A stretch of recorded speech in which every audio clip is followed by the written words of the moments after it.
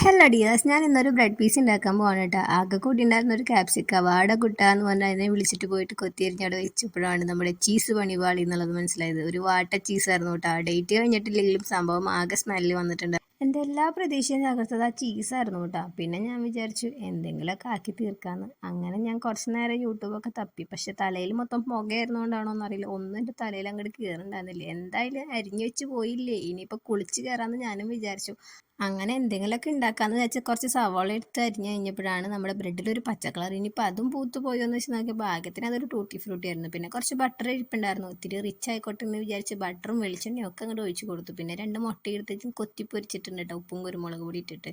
അങ്ങനെ കുറച്ച് ചെറുനാരങ്ങ നീരും ആവശ്യത്തിനുള്ള ഉപ്പും കുറച്ച് ചില്ലി ഫ്ലേക്സ് ഇട്ടിട്ട് നമ്മുടെ പേരിടാത്ത സംഭവം ഇവിടെ റെഡി ആയിട്ടുണ്ട് കേട്ടോ. അങ്ങനെ എൻ്റെ ബ്രെഡ് പീസ് ഞാൻ ദാ ഈ കോലത്തിൽ അങ്ങോട്ട് കഴിക്കാമെന്ന് വിചാരിച്ചു. അപ്പോൾ ചെറിയൊരു വിഷമമൊക്കെ ഉണ്ട്, എങ്കിലും സാരമില്ല. അപ്പോൾ എല്ലാവർക്കും ടാറ്റാ.